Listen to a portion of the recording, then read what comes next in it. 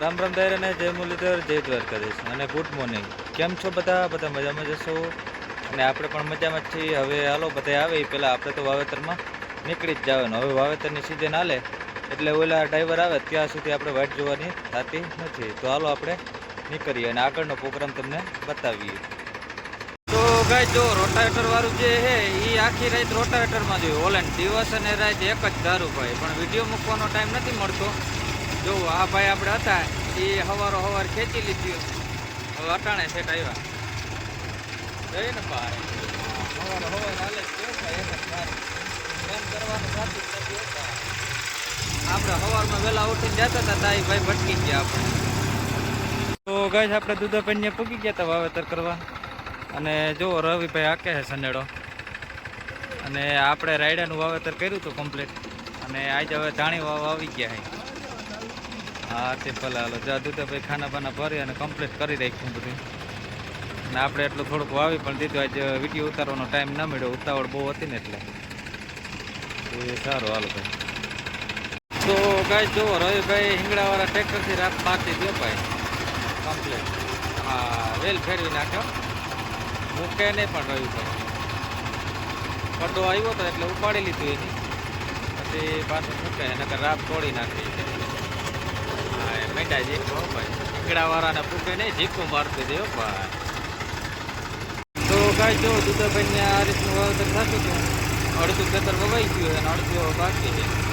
આપણે ઓલરેડી અડધું ખેતર વવાય પછી જ વિડીયો ઉતારવાનો ટાઈમ મળે ત્યાં સુધી તો હું તે સેટિંગમાં જ રહી. આપણે જેટલું ઉતારવું જે કમ્પ્લીટ થઈ જાય પછી આપણે વિડીયો ઉતારી, કેમ કે આપણું માઇન્ડ ફ્રેશ થઈ જાય. અડધું વાવેતર થઈ જાય ને તમારું એટલે તમને પછી ટેન્શન ના હોય.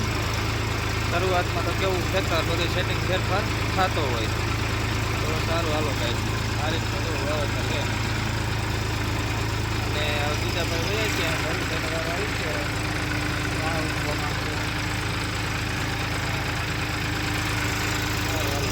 અને જે ઓલું ખેતર છે એમાં આપણે રાયડો વાવલ છે. એમાં બે પાણી ઉપર કાઢી દીધા છે. રાયડો થોડો ઉપોય મીંડો છે એમાં. સારું હાલો ભાઈ. જે મહેમાન આવ્યા હતા એને રવિભાઈ ઉભાડી દીધા એક બાજુ. અમને વારો લઈ લીધો રવિભાઈ. અને રવિભાઈ જોવો અહીંયા હેઠે બેસી ગયા. આ મહેમાનનો વારો ચડાવી દીધો કે ભલે મહેમાન આટો દેવા આવ્યા એ કે ઊભો હવે એક બાજુ. અને રવિભાઈ બેઠા હો હેઠે. ગેસ ખાના બાના ખાલી થઈ ગયા હતા. રવિભાઈની ખાના ભરે છે કમ્પ્લીટ અને ધાણીના ખાના ભરી લઈએ. અને આપણે બેઠા બેઠા જો સીતાફળ ખાતા હતા. હા એ ખાના ભરીએ તો ભાઈ સીતાફળ ખાઈ લઈ થોડોક. સીતાફળની મજા તો કંઈક અલગ જ છે. ને આમ ચાય બનતો હતો, સીતાફળ ખાઈ લઈ પછી ચા પાણી પી લઈ પછી ચાલુ કરી પાછું. તો ગાય આપણે દુધાભાઈનું વાવી અને આપણે પૂકી ગયા હતા સુરેશભાઈને. હવે સુરેશભાઈને જુવાર વાવવાની છે, મકાઈ છે અને થોડાક ઘઉં છે બરોબર. એ બધું છે વાવી દઈએ હવે. જો આ રીતે જુવાર ડાયરેક્ટ જ રોટાવેટર માર્યું હોય આપણામાં. આ રીતે વાવેતર ઘઉં જાતે 10 કિલો જુવાર નાખવાની થાય આપણે. તો ભાઈ સુરેશભાઈનું પણ અડધું ખરું વવાઈ ગયું હતું આ રીતનું જુઓ. પહેલાં જુવાર વાવી દીધી પછી મકાઈ વાવી દીધી અને હવે થોડાક ઘઉં વાવવાના છે. બાકી બધું વાવેતર થઈ ગયું. અને એવડા ટૂંકા પડા હોય તો આપણે વાવેતર ફટાફટ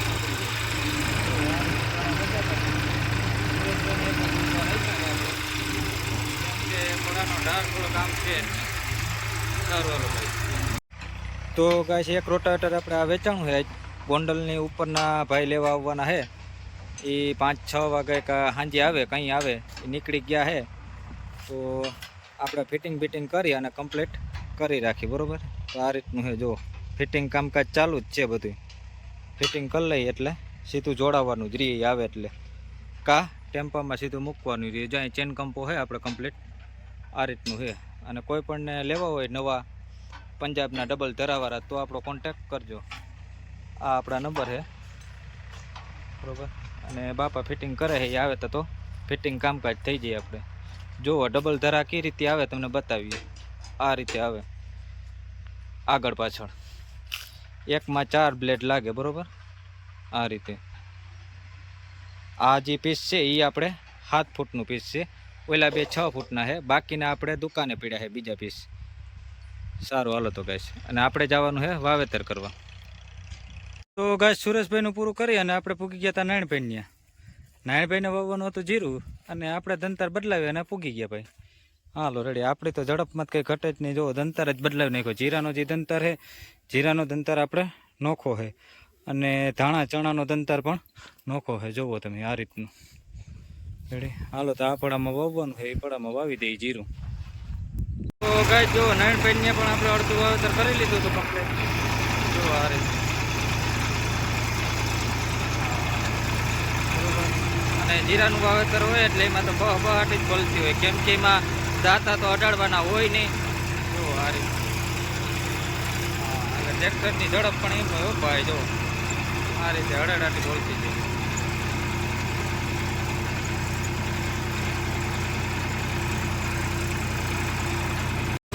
છાટણી આ રીતે જો જીરું હોય એટલે છાટણીનું કાઢતું હોય. ધૂળને જમતું દેખાતું નથી, એવી ધૂળ ઉડે. કેમ ઉડે ધૂળ?